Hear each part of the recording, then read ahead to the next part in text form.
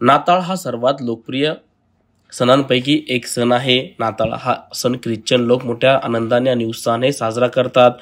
संपूर्ण जगभर नाताळ हा सण साजरा केला जातो।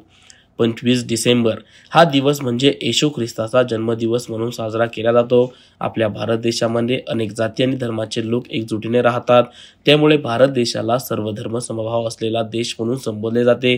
भारत या देशामध्ये प्रत्येक धर्माचे लोक आपला सण मोठ्या उत्साहाने साजरा करतात आणि त्या सणांपैकी आहे हा नाताळ सण।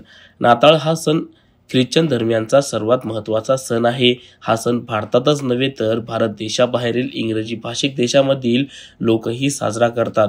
तसेच नाताळ या सणाला ख्रिसमस सुद्धा म्हटले जाते। विविध पद्धतीने नाताळ हा सण साजरा केला जातो।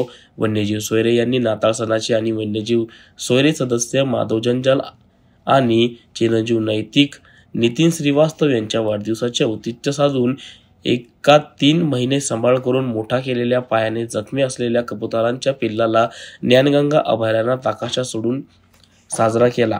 कबुतराला आकाशात उंच भरारी घेण्यासाठी उडवण्याचे कार्य चिरंजीव आर्या नितीन श्रीवास्तव यांनी केले। येशू ख्रिस्ताने संपूर्ण जगाला अहिंसा आणि संयमाची शिकवण आपल्या कार्यातून दिली। त्याच्या आठवणीत नाताळ आणि वन्यजीव सोयरे यांचा वाढदिवस अत्यंत साध्या पद्धतीने साजरा करण्यात आला।